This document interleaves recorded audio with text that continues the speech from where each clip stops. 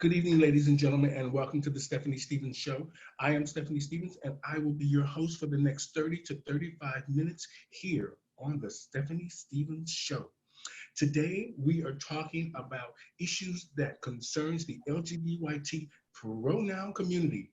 There's a few letters that have changed within the LGBTQ pronoun community, and I want my guest today to explain that to us. This way, we have a clear understanding of what the LGBTQ and those two extra letters stand for. And today, I just want to say, I want to welcome this very special lady. She was around with me at the beginning. Yep. Please, ladies and gentlemen, welcome to my show. She's all the way from SOY, and that's supporting our youth. And her name is Verlia Stevens. And hi, Verlia, how are you? Good. And look at that. Look how the Stevens with the PH got together again. Yay! There we go. Hello. Now, I remember you with how I think we first started really interacting a lot through CKLM. And so I had a radio show there, and you were doing your show, your continent, what was it, Miss Toronto Continental. Toronto Continental. And so, you would come on, go to promote the show, and to watch how it grew over the years, it was like phenomenal. So we know each other a long time. Yeah, and it's so weird. I say this all the time. No matter what we've been through in our community, we have stood the test of time. Yes, we have. And we stuck it out. And not only that, they will never forget we were there with them when they didn't have anything. And today, do they forget?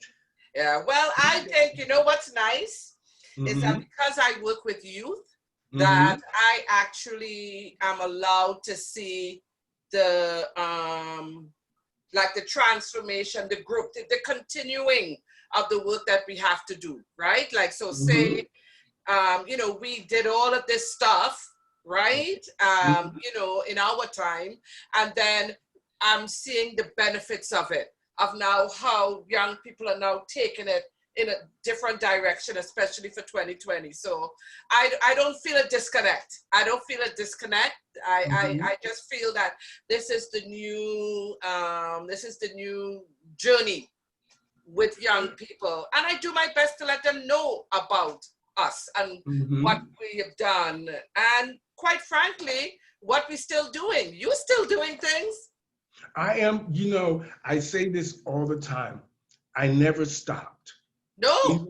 I slowed down because that's what life is. It's, right. You 1 minute you're up here, next minute you hit a hiccup. Down here. Then you get back up and keep going. Yeah. Taught me that, just to keep going and never give up. Yeah. Now, you work with the group SOY, right? Well, I work in supporting our youth, which is a program out of Sherborne Health. So right now, I'm like the mentorship and the peer leadership coordinator. I've been there for about, I think 5 years now, about that. In various capacities, I work with BQY, Black Queer Youth Group, and also, facilitated like a group called SOY Heat, which is Human Rights Equity Access Team, and I facilitate one called Peer Lead, which is like supporting youth to support each other. I'm still kicking it. They're keeping me young, It's a good thing that you are working with the youth. It takes a lot of courage, a lot of patience to deal with young people.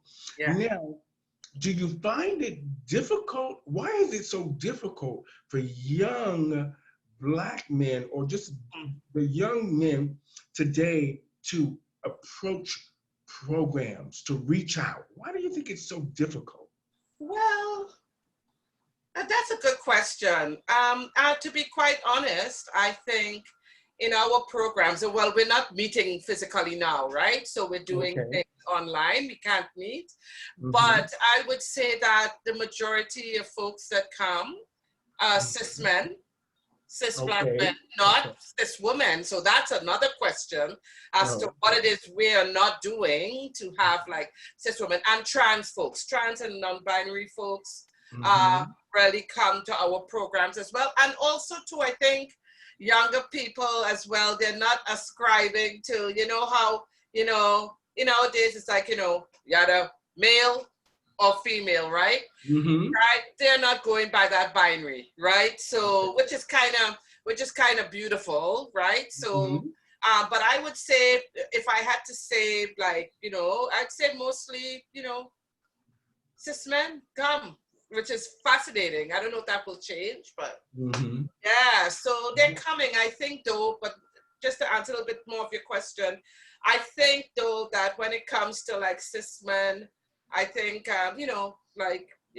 that's how, and this is me getting political again, it's just like, I think that's how sexism plays out, right? Masculinity puts men in a little box. They can't show emotion, they can't whatever, right? And so, to ask for help, I think, really makes it hard for them to do, right? But at SOY, a lot of them come. Okay. Now,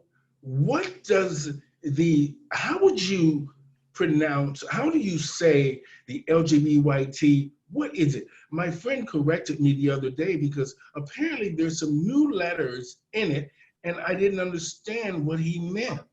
Well, what we have, at Sherborne Health, it's 2S LGBT, 2S LGBTQ, right? So that is like 2S, Two Spirit, and that's just specifically for the indigenous community, like that's the only time that one is used. And LGBTQ is like lesbian, gay, bisexual, trans, queer, questioning, right? So that's what we use. I don't know what Y is, but I know that 2S LGBTQ is what we use. And I just think, I know, like in the Caribbean, they actually use LGBTQIA, right? Meaning like lesbian, gay, bisexual, transgender, intersex, and asexual, right? So it's just really making sure that people could see themselves reflected, right? Like, and I think it will always move and grow, but yeah. So now, do you find that, are you having any real success at making a difference with the young people that come to SOY? Well, let me just put it this way. I think it's not a one-way relationship. I think I am learning a lot.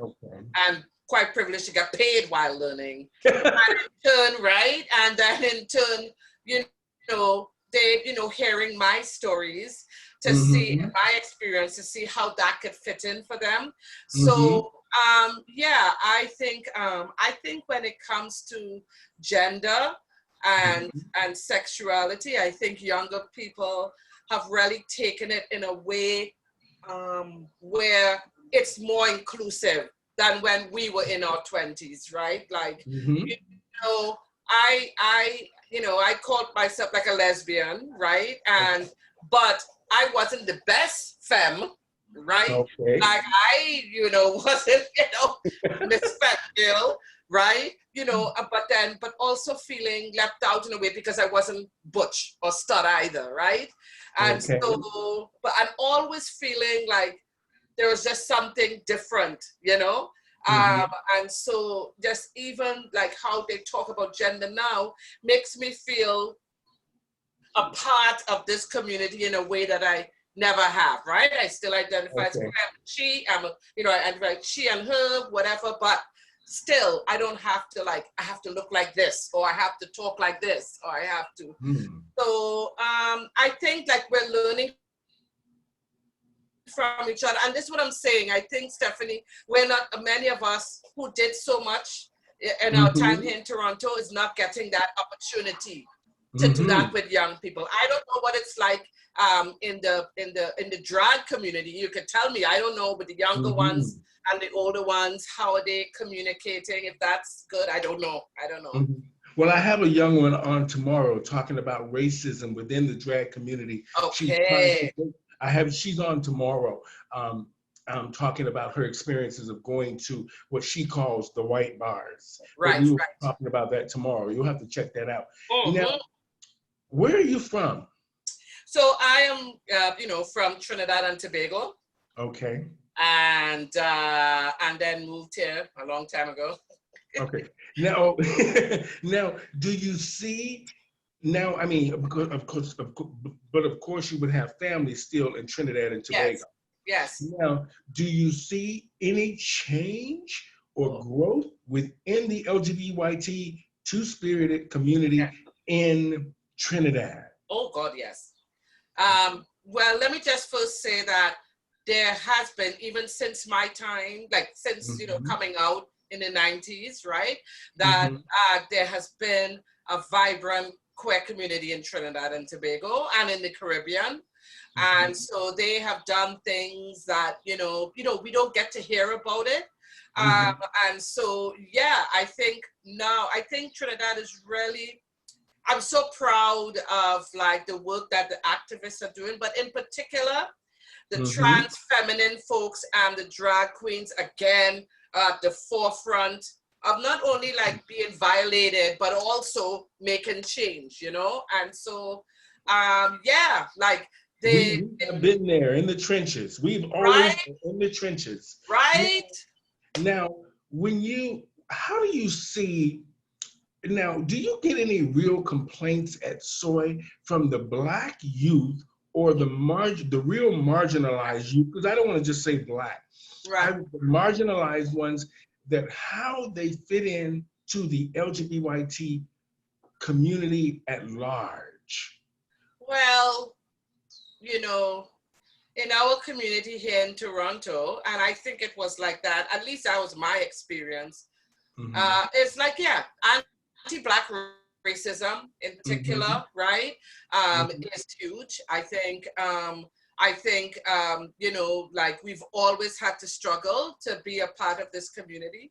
And when we try to talk about what's happening, I think, the community goes, no, we are gay, we are queer. We don't do Mm-hmm. that. You don't tell us that this happens. And so I think that still continues today. I also think that in terms of um, trans folks, in particular, trans Mm-hmm. feminine folks, Black trans women, right? Like, Mm-hmm.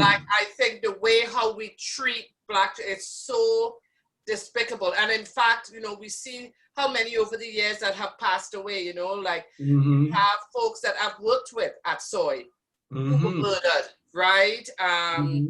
You think about Samaya and others, Oh yeah. and so I think we really need to look how we, like, the violence that is still continuing among, like, in the queer community.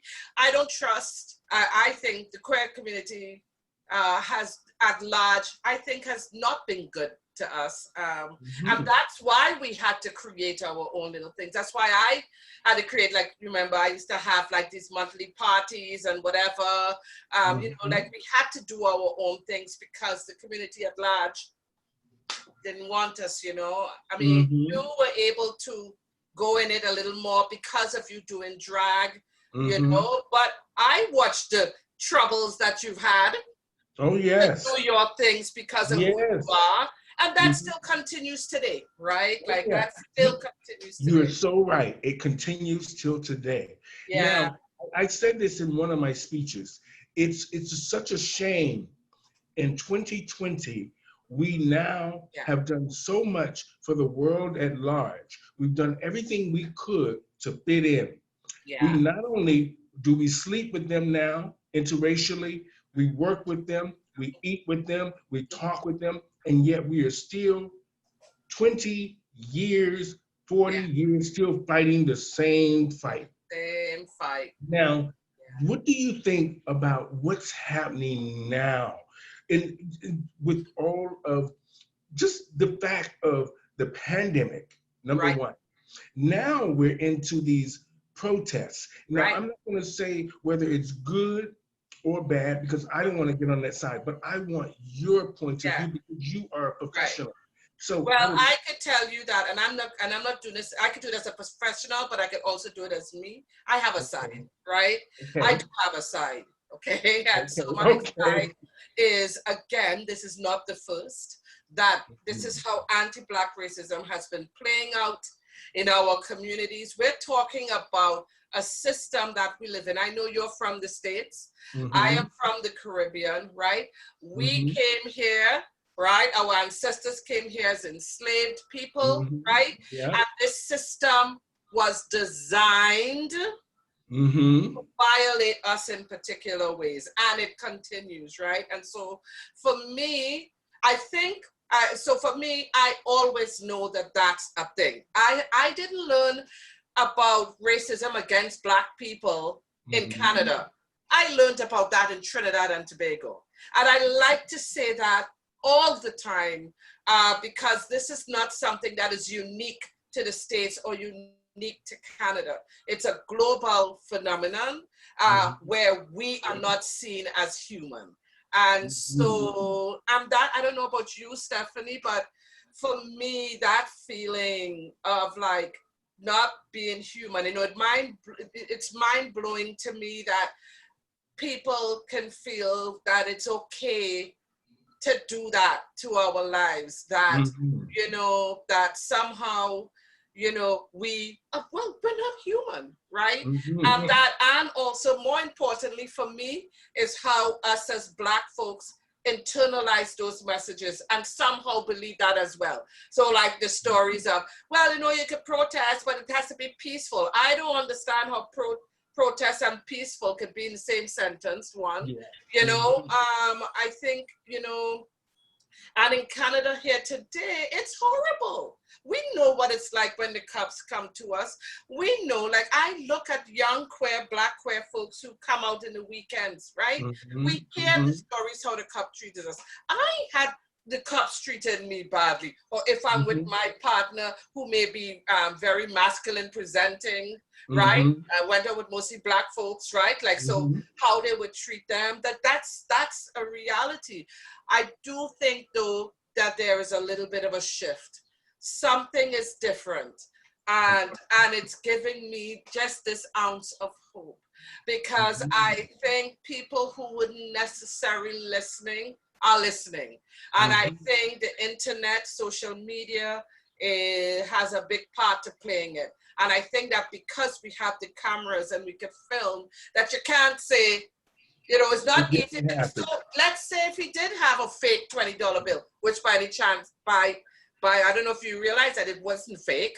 So let's say that he did have a $20 fake bill. That doesn't mean he should die. In fact, that doesn't mean that he has to go to jail. Even. That's true. Like, First of all, what I don't understand is with the clerk. I mean, I don't want to get into the point, but the clerk could have just said, "We can't take this $20 bill and go on about your business." That's it. None of this. But guess what? They knew that if they called, that something bad was going to happen to this person. They knew that. And for me, that's the piece, right? When the woman in the park, right? When she threatened him, you know, like she is saying, I'm going to tell them it's an African-American man, right? And they will come running and will kill him. They know that, right? And so, but I think though, what's the shift is that woman who did that, for example, I think she's the kind who like voted for Obama, would have voted for Obama at the time. For me, the people who say that they are our allies, those are the ones that are being put on the spotlight. And I think that's what, I mean, let me tell you something. Those, like the KKK people, we know them. I don't know about you, but I'd be safer. If I know that you're KKK and you telling me, you know, and go home, I get it. I could protect myself. Is the ones who profess to be, well, you know, like the ones who may date us or marry us or want to have us along their thing and we want togetherness. Those are the ones. Those are the ones that I think that's the shift this time. They actually are being checked and they actually have to they're being called on things and they're doing different. So for me, that gives me a little bit of hope. Oh. Now, you know, what I like mostly about the fact that you work with the youth, the majority of the people taking part in the protest are youth. I What? thought are youth. Yeah. I actually thought that maybe this would fall on deaf ears because, you know, with so many people on their phones and internet, and the only thing they're concerned about is either selfies or hooking up.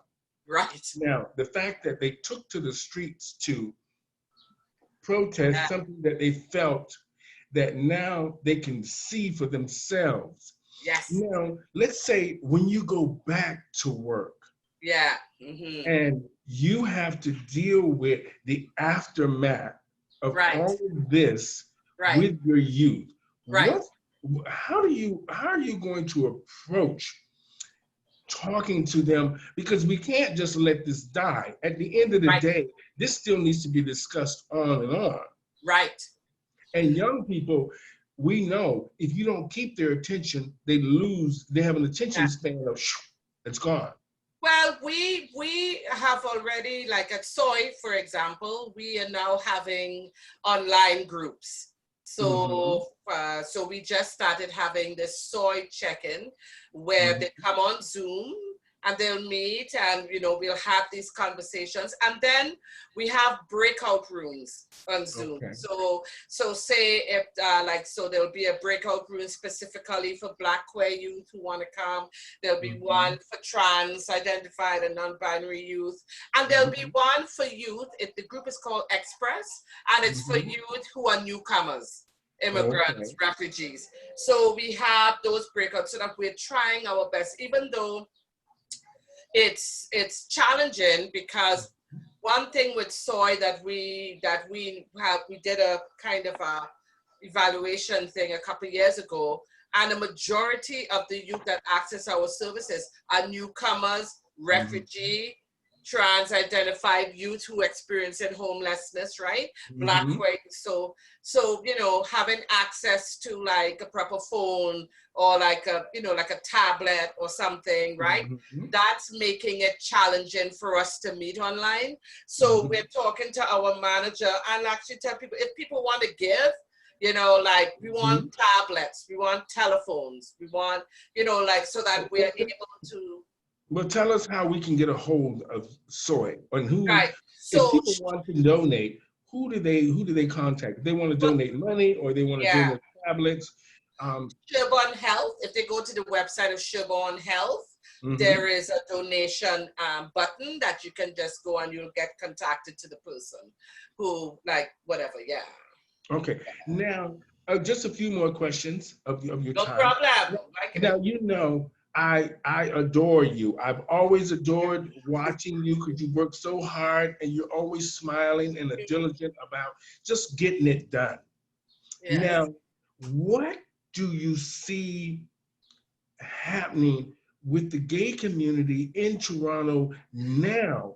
I mean, with this pandemic, no jobs. The future of drag is really uncertain. I know. The future of people not having any money or a real job, or even the performers and the Black people who are new, like you said, to the community, not having a foothold in the community. There's some very, I don't know. I agree. I don't know.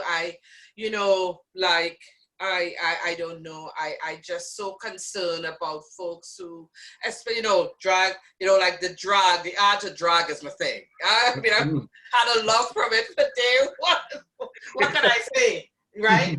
But that's better. I had love for drag for a long time. And, you know, I know that online they're trying to do things. I hope people, you know, will give money, right, to people. But it's tough.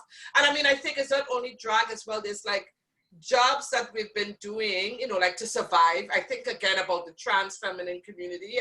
I think about, you know, like folks who, you know, may do drag, may do sex work, right? May do all of these different things. And now, right, like that's so hard. But I actually see that there are some programs, I think I heard of something from Glad Day that they collecting money and they're giving out to, like, I think drag performers, I think folks who do sex work, I think folks experiencing homelessness. So there's a few things around, right, to support people. Okay. But what's gonna happen when, you know, like going into the bar and watching, you know, somebody perform, like, that's just, it's, you can't recreate that online. Like, now, what advice do you think that you can give to just the general LGBT pronoun community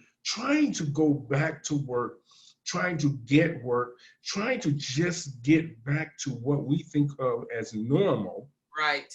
Well, you know what I want to say, Stephanie? I don't think that we can ever go back to normal. Okay.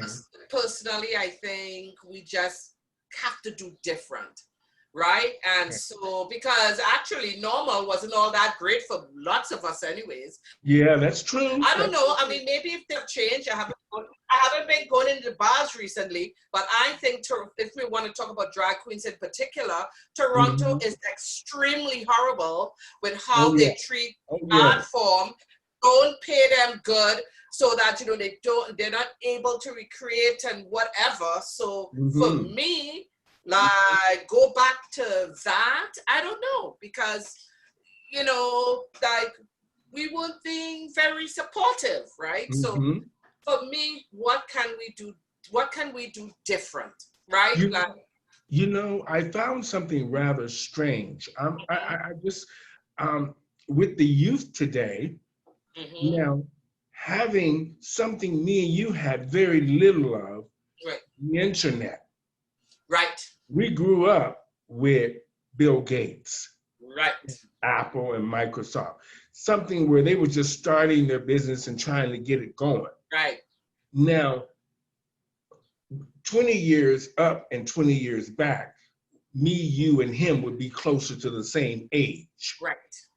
Now, the young people today who access the internet, which is the most powerful tool for them to have, and not be able to understand it enough to make millions of dollars.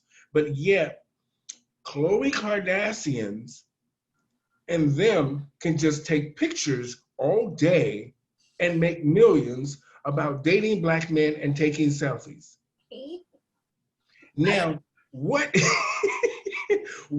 is it that the young children can't figure out? Well, but I mean, like, I don't know. I cannot believe you put Kardashian in this thing. I'm sorry. I was just trying to. I know what you're doing.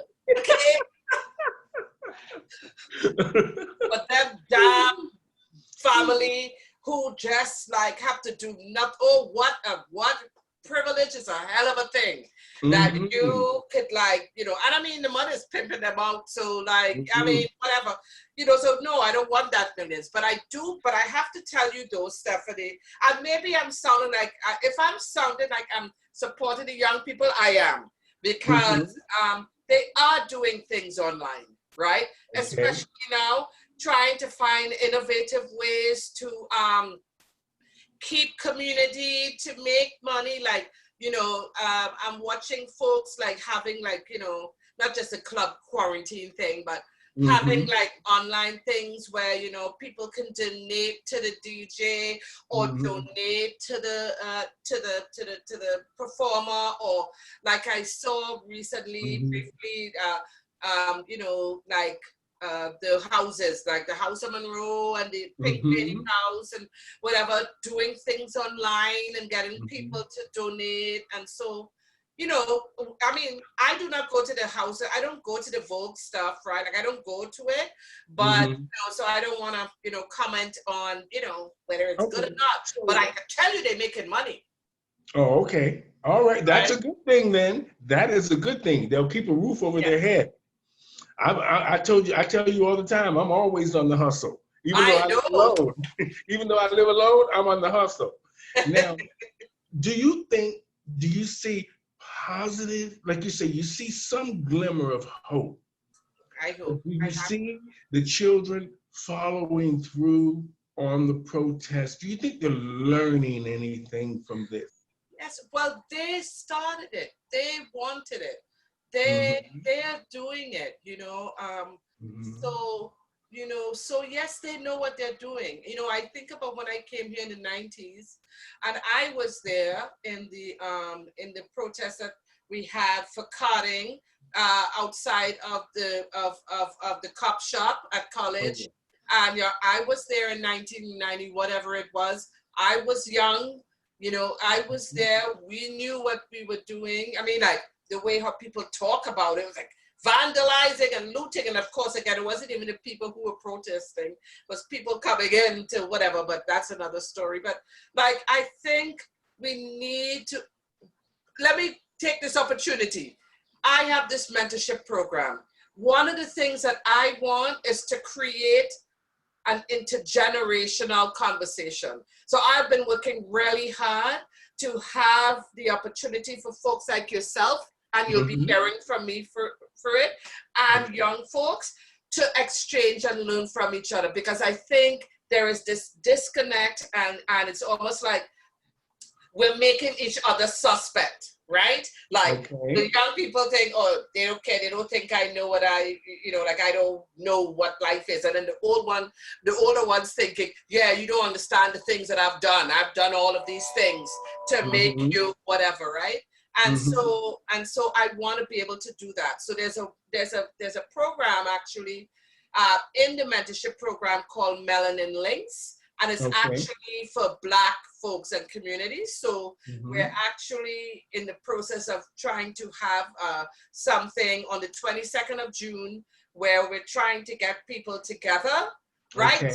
And we're going to try to see, at least online, how to have intergenerational conversations, because I think that's important. Okay. I know I'm scoring, Oh. so I want other people to score.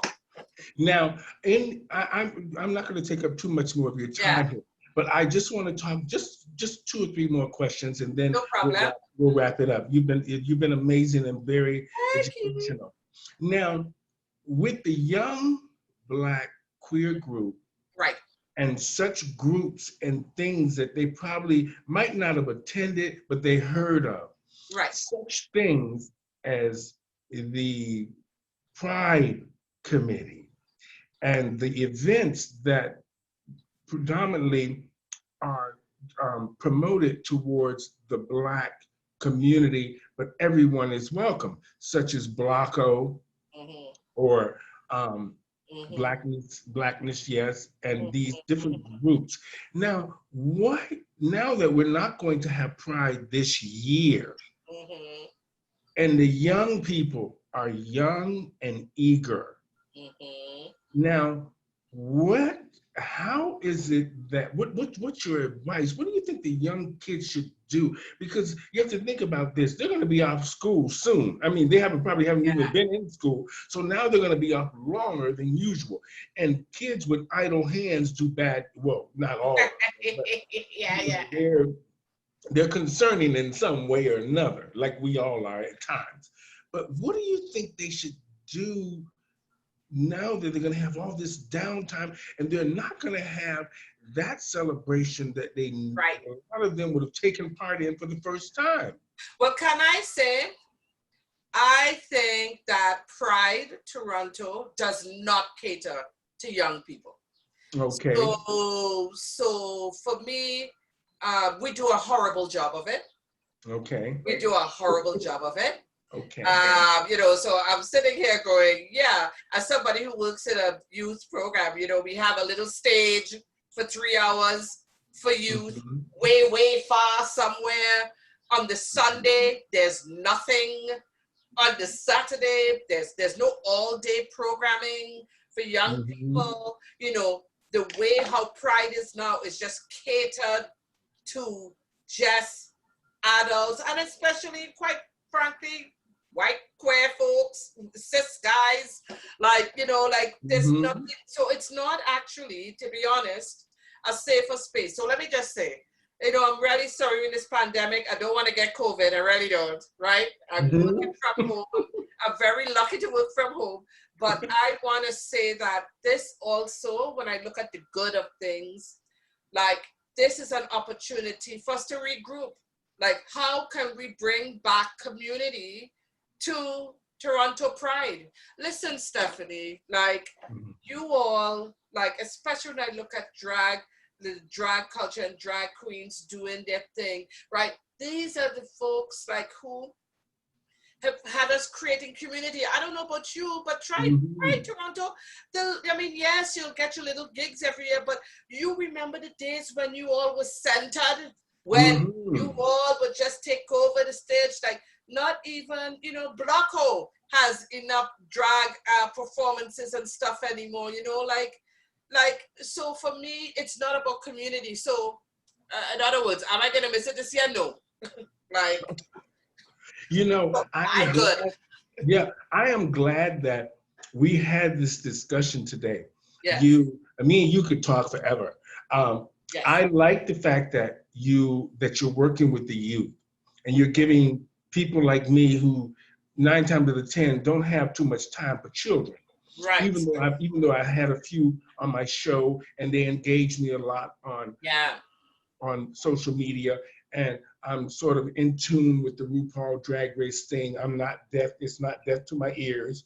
Right. So I'm open to giving the children a chance to be who they are, to help create themselves, help make things better for the community. Yes. Now, and I'm grateful that me and you are still here pushing. Yep, still and helping, supporting, and Yes. just being there, even though they have beat us up in this community for years. And we know, and you know, and I know that this community was built on the back, Yes. all of us. Yes. And the forefront, the drag queens. Yes. And let me just say, the Black drag queens. There you I'm go. not mincing. I don't have time to make nice. That's the reality, right? Yeah. You know, when I think of like you, I think about Chris, I think about Michelle. Michelle, I think about Duchess. I think about, like, this is what, like, you know, like when you all were wrong, this totally shifted drag, right? And you know, and despite how you all were treated, okay, I'm not paid properly because of you all keeping culture alive, keeping the queer culture alive, right? And like, I'm getting like pittance. Like, this is just like, let's be real. This community got rich off the Black drag queens. Yes, they did. Yes, they did. Right? And we don't hear about that, right? And so great. So am I gonna miss Pride this year? No.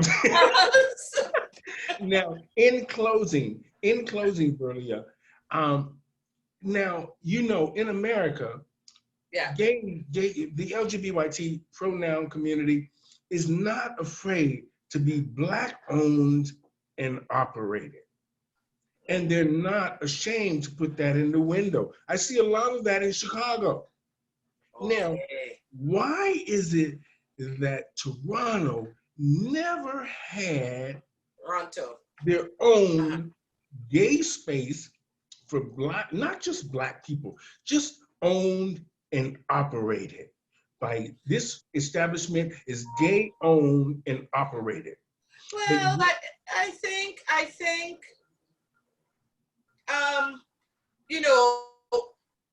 you know, we may all be Black, right? But we're all coming from these different points of entry, right? Like, you know, I am a Black person from Trinidad and Tobago.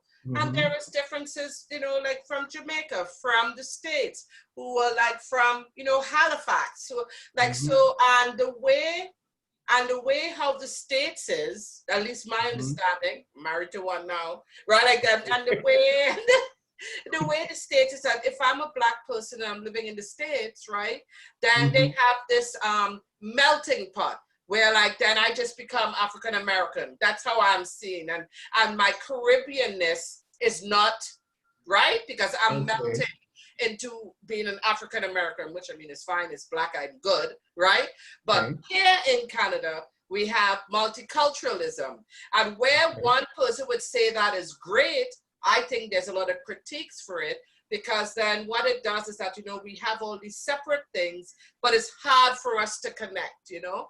For somebody who has tried over the years to have Black things, like remember I used to run a lot of monthly parties all over the city with like big bread and stuff, and you know, and it wouldn't last for all kind of reasons. One, you know, if we want Black folks to come, we have to recognize there's a bunch of us in our communities that would not be able to afford, right, to pay to come in. And you have to remember, when they see us, when we go to these bars or whatever to have our Black events, they want to tell us then, you know, we have to make $10,000 at the bar for you to do this thing, and those things are hard, and we know that, you know, people will come and may not be able to buy at the bar, so they will drink before, because, you know, come and have a good time, and so things get this, and it all is under this guise of anti-Black racism that makes it really hard. And then, you know, we fight. Sometimes it's hard, you know, like if, you know, it's hard for us to like each other, right? From time, but that's anti-Black racism again, divide and rule, you know. And so, yeah, I mean, I don't know, like it's hard for us to own places. It's hard for us to get a space, You know, for me, in closing, yes, I just want to say it was a real honor talking to you. I haven't seen you in a long time. Yeah, I know. I'm good. It's good to see you. Just to let you know, I'm doing well. Things are going great. A lot of good things happen for me. I'm so happy for you. Out of, you know, misery. But I'm blessed. And you're looking good. Oh, thank you. And I just want to say is, you've always been a friend, and you've always been nice to me. So I just want to say thank you for all that you do for the youth, you so and especially for just us in general, keeping it straight, keeping it just straight. And I like that. Keep things straight. I don't know. No? We're not. Well, you know what I mean. Keeping the word straight. Yeah. Got it. Okay. So because we're very bendy. Yeah. Now, in closing, I just want to say, now, how do we get a hold of you? Now, what is it that the Sherburne Health Center needs, and what is it for SOY? What is it? So what I would suggest is that you go to SherburneHealth.org, I think. Like go to Sherburne Health on the website, and there's a donate button. So they will tell you how to donate, what programs. But if you go to SOY, then people would be able to donate to SOY. And they can actually be specific as well, right? Like you could say, like, we want to donate money to the mentorship program. We want to donate money to BQY, Black Queer Youth, or Express, or, you know, TFC. Like, so you can, but you just have to go on the website. Okay, thank you, Verlia. Thank you. Oh my God, lots of love. Thank you for all that you do. And thank you for continuing to do all that you do, because you always, you know, the thing that's wonderful about you is that, you have your hustle, you know, the hustle, but it's always centered with community. It always is. And I appreciate you and thank you. And I'm going to use you in my mentorship program to come and talk to people. Okay, no problem. Thank you, Verlia. Take care. Bye-bye. Ladies and gentlemen, today I had on my show Miss Verlia Stevens from SOY. So thank you guys so much, and have a great weekend, everybody.